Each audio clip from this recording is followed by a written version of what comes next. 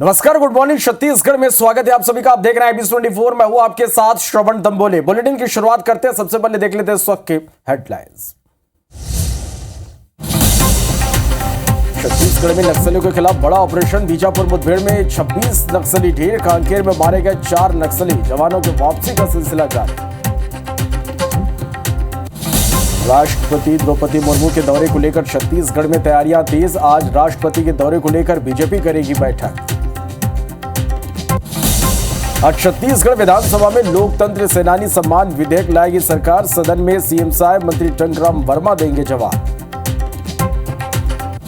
आज से बेंगलुरु में होगी आरएसएस की बड़ी बैठक। बांग्लादेश में हिंदुओं के उत्पीड़न पर होगी चर्चा। आरएसएस के 1480 प्रतिनिधि होंगे शामिल।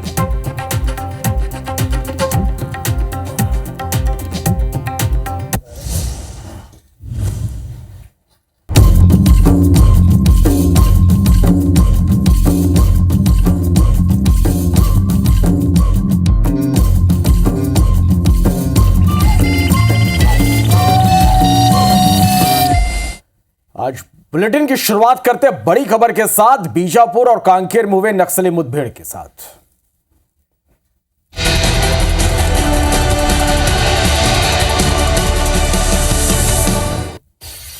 और बड़ी खबर, बीजापुर और कांकेर में 30 नक्सली ढेर हुए हैं। मारे गए सभी नक्सलियों के शव बरामद कर लिए गए। बीजापुर लाए गए 26 नक्सलियों के शव। आज कांकेर लाए जाएंगे 4 नक्सलियों के शव। कांकेर में सुरक्षा बलों की टीम जंगल में ही रुकी रही। जंगल में अभी भी नक्सलियों की मौजूदगी की खबर है। ग्राउंड जीरो से भारी संख्या में हथियार बरामद किए गए। बीजापुर में डीआरजी का एक जवान शहीद हुआ। शहीद जवान को आज श्रद्धांजलि दी जाएगी। अमित शाह ने भी सुरक्षा बलों की पीठ थपथपाई है। तो नक्सल मोर्चे पर एक बार फिर से एक बड़ी सफलता। 30 नक्सली मारे गए। मारे गए सभी नक्सलियों के शव बरामद कर लिए गए। बीजापुर 26 नक्सलियों के शव लाए गए और आज कांकेर लाए जाएंगे 4 नक्सलियों के शव।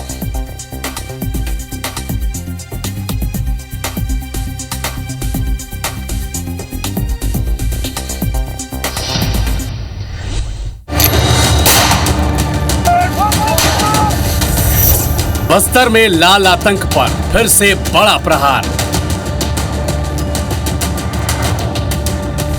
नक्सल फ्रंट पर जवानों ने दी बड़ी चोट।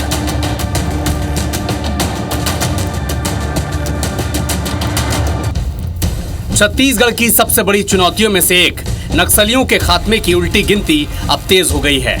मार्च 2026 तक प्रदेश को नक्सल मुक्त बनाने की दिशा में गुरुवार को बड़ी सफलता मिली।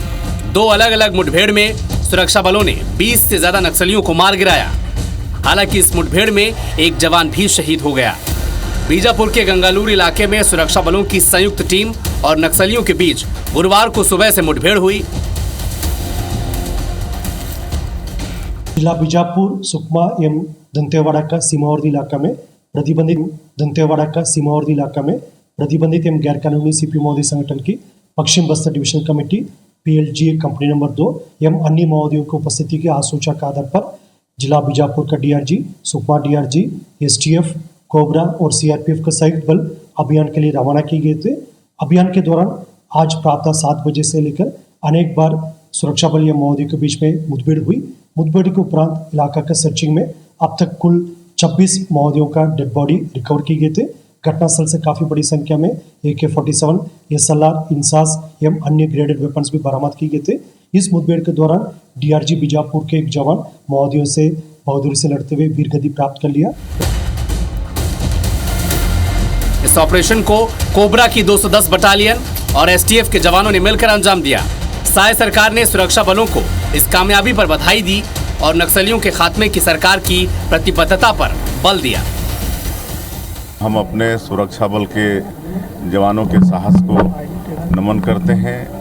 लगातार बहुत मजबूती के साथ वो लोग लड़ाई लड़ रहे हैं। बिल्कुल अब ज़्यादा समय नहीं लगने वाला है और हमारे माननीय गृह मंत्री जी का भी संकल्प है कि 31 मार्च 2026 तक पूरे देश से नक्सलवाद को समाप्त करना है।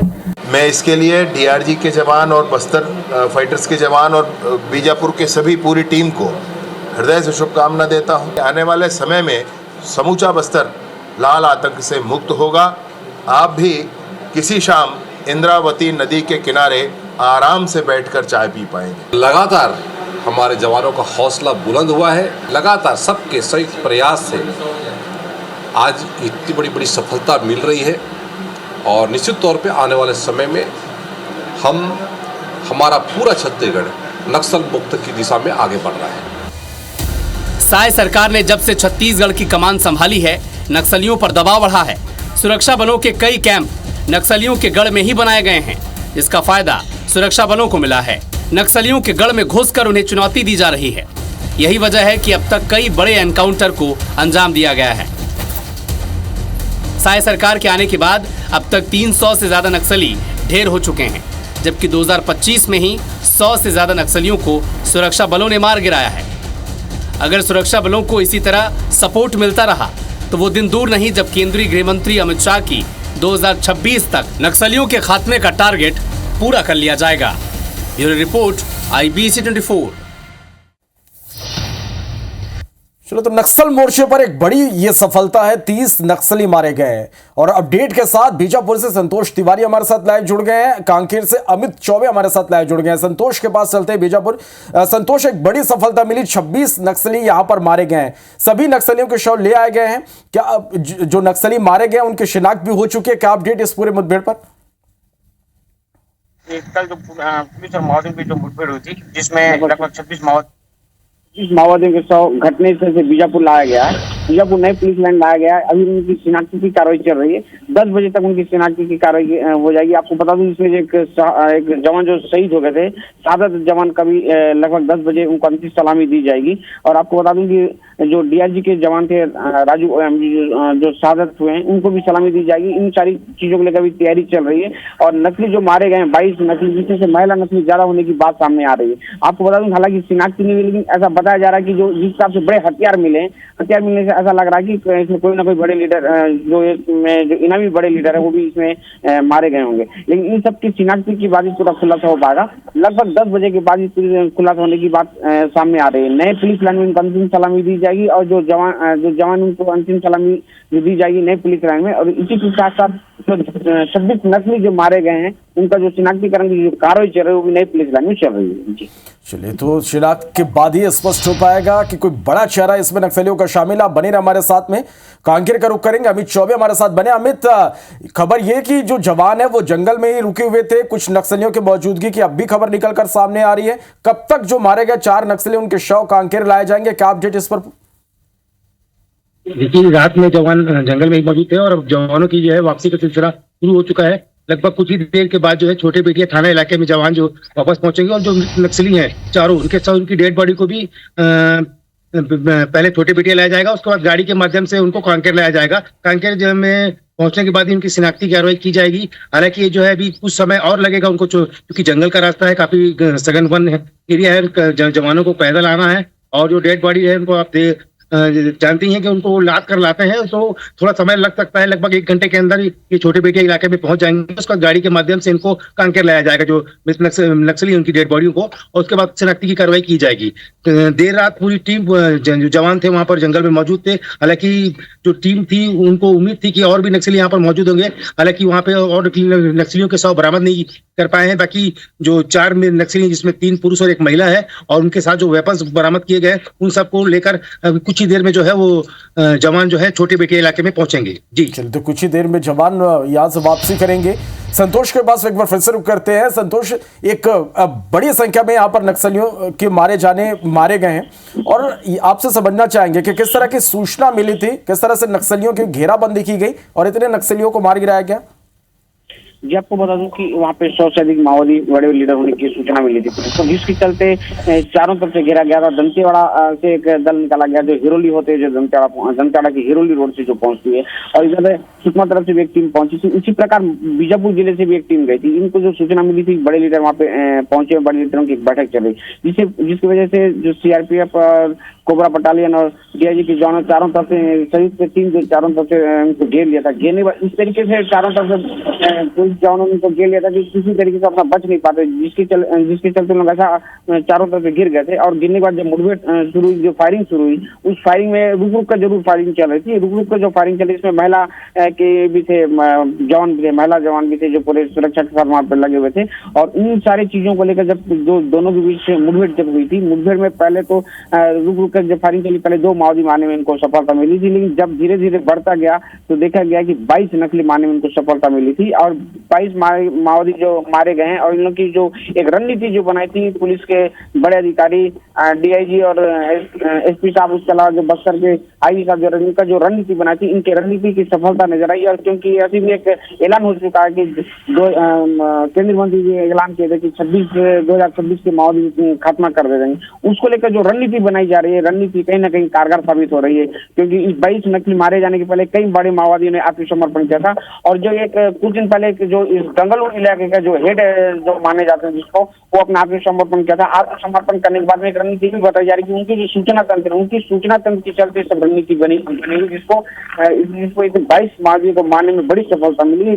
और 22 माओवादियों के साथ में जो हथियार बरामद हुआ है, AK-47 जैसे हथियार जो बरामद, इसके गोला बारूद जो बरामद हुए, इससे जरूर अंदाजा लगाया जा रहा है कि बड़े से बड़े माओवादी वहाँ पे शामिल रहेंगे इस बैठक में, जिसको पुलिस को सफलता मिली। जो 22 माओवादियों को मारने में पुलिस को जो सफलता मिली है, इस हथियार के साथ अंदाजा लगाया जा रहा है कि इसमें कोई ना कोई बड़े इनामी नक्सली भी होंगे, लेकिन इनकी शिनाख्त के बाद ही पता चल पाएगा। लेकिन इनकी जो रणनीति थी, माओवादियों की रणनीति जो पुलिस को पता चली थी, पुलिस की सूचना तंत्र धीरे धीरे मजबूत होते जा रहा है, जिसको लेकर पुलिस को अहम सफलता मिलती जा रही है। चलिए, तो आप नजर बना के रखिएगा दोनों, और एक अपडेट और तस्वीरें हम लगातार दर्शकों तक पहुंचाते रहेंगे। फिलहाल के लिए बहुत शुक्रिया इस पूरी जानकारी के लिए। बढ़ते आगे, रायपुर के सेंट्रल जेल में बंद पूर्व मंत्री कवासी लखमा से नक्सल फंडिंग मामले में पूछताछ की खबर है। दरअसल ईओडब्ल्यू की 2 सदस्यीय टीम ने पूर्व मंत्री कवासी लखमा से आबकारी घोटाले को लेकर 3 घंटे तक पूछताछ की, और ऐसा माना जा रहा है कि नक्सल फंडिंग को लेकर भी पूछताछ की गई है। अब इस मामले में नेता प्रतिपक्ष शरणदास मंद का रिएक्शन सामने आया। उन्होंने कहा कि मेरे पास भी इस तरह की बात सामने आई है। कवासी लखमा को किसी का नाम लेने के लिए दबाव डाला जा रहा है, भाजपा में शामिल होने का ऑफर दिया जा रहा है, नक्सल फंडिंग की बात को जबरन कबूल करने की बात करवा रहे हैं। इधर मंत्री केदार कश्यप ने कवासी लखमा और कांग्रेस पर तंज कसा है। पूरी जानकारी आएगी तब उसके बाद उसमें कुछ कहना उचित होगा।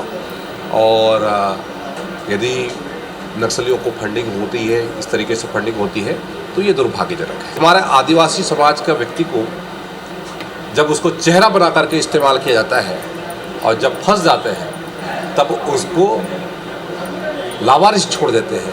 इस तरह से बातें सामने आ रही हैं, मगर इसकी सच्चाई बिल्कुल मैं अभी विश्वास नहीं करता।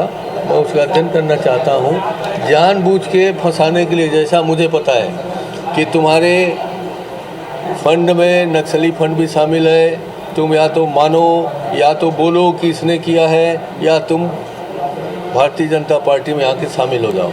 इस तरह से बातें सामने आ रही हैं। बड़ी खबर रायपुर से, जब छत्तीसगढ़ विधानसभा के बजट सत्र का 17वां दिन है। लोकतंत्र सेनानी सम्मान विधेयक सरकार लेकर आएगी। प्रश्नकाल में सीएम साय मंत्री टंगराम वर्मा जवाब देंगे। CM Sai deputy CM Arun Sah विभिन्न पत्रों को सदन पटल पर रखेंगे। सदन में आज 75 ध्यानाकर्षण लगाया गया है। शासकीय विधि विषयक कार्य में सीएम साय, मंत्री विजय शर्मा, ओपी चौधरी, लखन देवांगन, केदार कश्यप चर्चा करेंगे।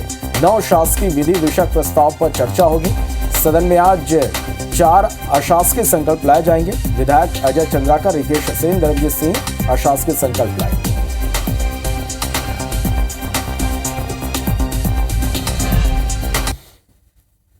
इधर छत्तीसगढ़ में बीजेपी की आज एक अहम बैठक होगी। सीएम साय, प्रदेश प्रभारी नितिन नवीन इस बैठक में मौजूद रहेंगे। कुशाभाऊ ठाकरे परिसर में यह बैठक होगी।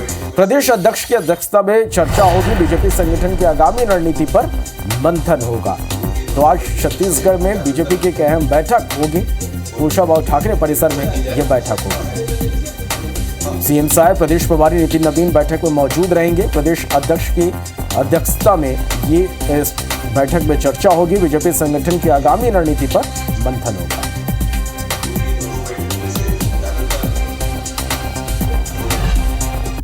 इधर बिहार दिवस के मौके पर छत्तीसगढ़ बीजेपी का खास कार्यक्रम कल होगा। एक भारत श्रेष्ठ भारत मिलन कार्यक्रम। छत्तीसगढ़ के 5 से 6 जिलों में इस कार्यक्रम का आयोजन होगा। भिलाई में सुबह 11 बजे से कार्यक्रम होंगे। रायपुर में शाम 5 बजे कार्यक्रम होगा।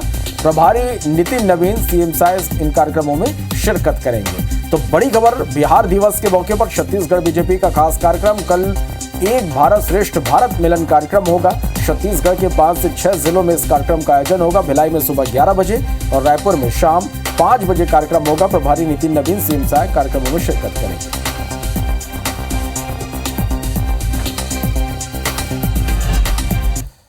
बड़ी खबर, अंबिकापुर जेल में मोबाइल और गांजा मिलने का मामला, 3 सुरक्षाकर्मी को सस्पेंड कर दिया गया है। जेल अधीक्षक योगेश छत्री ने यह कार्रवाई की है। जेल के उच्च सुरक्षा बैरक में गांजा और मोबाइल मिला था।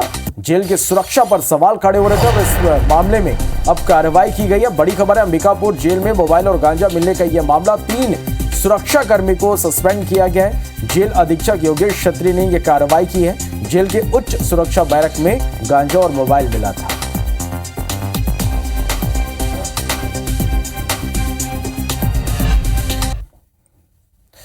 छत्तीसगढ़ में इलेक्ट्रॉनिक साक्ष्य का कोई विशेषज्ञ नहीं है, जिसे लेकर बिलासपुर हाईकोर्ट में याचिका दायर की गई थी। इस पर हाईकोर्ट में सुनवाई हुई। सुनवाई के दौरान याचिकाकर्ता की ओर से कहा गया कि भारतीय साक्ष्य अधिनियम 2023 की धारा 63(4) के तहत इलेक्ट्रॉनिक अभिलेखों को प्रमाणित करने के लिए आवश्यक बुनियादी ढांचे और सुविधाओं की स्थापना करना जरूरी है। लेकिन छत्तीसगढ़ राज्य के लिए सूचना प्रौद्योगिकी अधिनियम 2000 की धारा 89(1) के तहत कोई परीक्षक या विशेषज्ञ नहीं है, इसलिए यहां विशेषज्ञ नियुक्त होना चाहिए। इस मामले पर सुनवाई के बाद हाईकोर्ट की बेंच ने राज्य सरकार के मुख्य सचिव से हलफनामा दाखिल करने का आदेश दिया। बता दें कि देश भर में 16 जगहों पर एक्सपर्ट की नियुक्ति की गई है, जो कि केंद्र सरकार द्वारा की जाती है, जिसे लेकर केंद्र ने शपथ पत्र पेश कर प्रक्रिया की पूरी जानकारी दी थी। अब उसी आधार पर कोर्ट ने राज्य सरकार के मुख्य सचिव से हलफनामा मांगा। अब अगली सुनवाई 27 मार्च को होगी।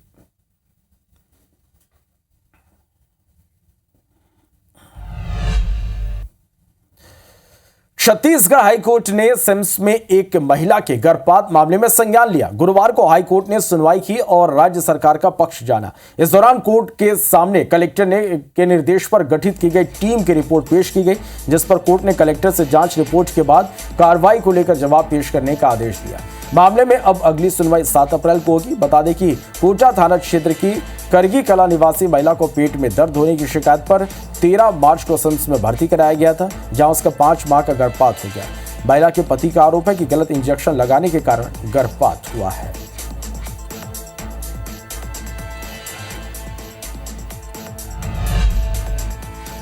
अंबिकापुर में नौकरी दिलाने के नाम पर ठगी का एक बड़ा मामला सामने आया है। पुलिस ने आरोपी शिक्षक को इस मामले में गिरफ्तार किया है। 10 लाख रुपए लिए और फर्जी नियुक्ति पत्र दे दिए। गांधीनगर पुलिस ने ये बड़ी कार्रवाई की है। तो ये बड़ी खबर आप तक पहुंचा। अंबिकापुर से नौकरी दिलाने के नाम पर एक ठगी का मामला सामने आया है। पुलिस ने आरोपी शिक्षक को इस मामले में गिरफ्तार किया है। 10 लाख रुपए लेकर फर्जी नियुक्ति पत्र इसने दे दिया था। गांधीनगर पुलिस ने यह कार्रवाई की है।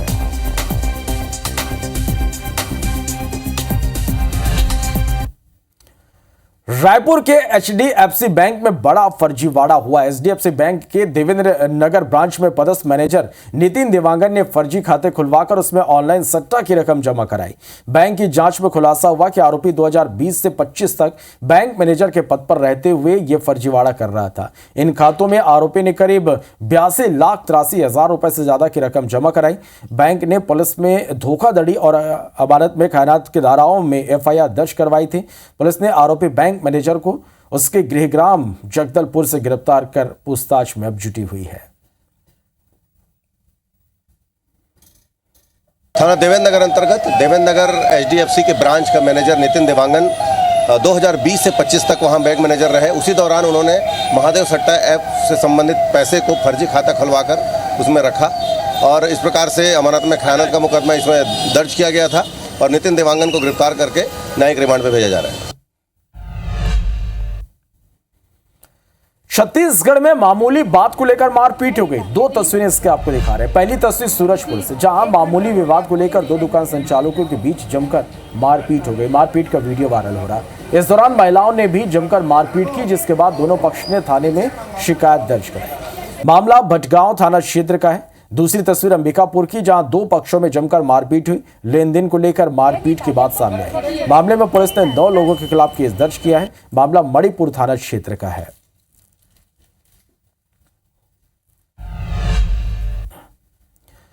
सूरजपुर के रामानुजनगर कॉलेज के छात्रों ने प्रभारी प्रिंसिपल पर एक गंभीर आरोप लगाए हैं। छात्रों ने प्रवेश पत्र में हस्ताक्षर के एवज में 500 रुपए लेने के आरोप लगाए, जिसका वीडियो भी अब सोशल मीडिया में वायरल हो रहा है। हालांकि वायरल वीडियो के IBC 24 पुष्टि नहीं करता। वहीं जब इस मामले में प्राचार्य मैडम से पूछा गया तो उन्होंने ऑफ कैमरा कहा कि बच्चों के कॉलेज में अनुपस्थिति की वजह से जुर्माना स्वरूप 500 रुपए लिया गया। इस पैसे से उड़नदस्ते की टीम वालों को भी चाय नाश्ता कराया जाता है। मैडम आगे कहती हैं कि कपड़े दुकान में काम करने वाले बच्चे तो 500 दे ही सकते हैं। कॉलेज के जन भागीदारी के अध्यक्ष भी मान रहे हैं कि कुछ दिनों से प्राचार्य के द्वारा पैसे लेने की शिकायतें मिल रही। कॉलेज में शुक्रवार से BSc सेकेंड ईयर का फाइनल एग्जाम शुरू होना है, लेकिन तब तक शिक्षा विभाग प्रभारी प्रिंसिपल पर कोई कार्रवाई करती या नहीं, ये एक बड़ा सवाल है। एडमिट कार्ड में पैसा के लिए वो पैसा ले रही है, एडमिट कार्ड में सिग्नेचर के लिए। तो और जो भी बच्चे जाते हैं उनसे पैसा लेती है 500 रुपये सिग्नेचर के लिए। वो बोलती है जिसके में सिग्नेचर नहीं रहेगा उसे परीक्षा नहीं देने दूंगी। बच्चों के साथ अन्याय हो रहा है। गरीब बच्चे सरकारी स्कूल में पढ़ रहे हैं, इसका मतलब ये नहीं कि उनसे पैसा वसूल किया जाए। अगर ऐसा किया गया है तो मेरा इस संबंध में विधायक जी से बात हुई है। हम विधायक जी से मिलकर, मुख्यमंत्री महोदय से मिलकर इस पर कार्रवाई कराएंगे। जो बच्चे 75% से कम उपस्थिति रहती है उनको परीक्षा में नहीं बैठने दिया जाता है। लेकिन ये बच्चे जिनको हम अर्थदंड दे रहे हैं, ये बच्चे ऐसे बच्चे हैं जो कॉलेज में एक भी दिन इनकी उपस्थिति नहीं रही है, जीरो के समान है, तो उसे हम अर्थदंड दे रहे हैं और परीक्षा में बैठने दे रहे हैं। महाविद्यालय की व्यवस्था में, विकास में उसको खर्च करेंगे, हम अपने लिए खर्च नहीं करेंगे।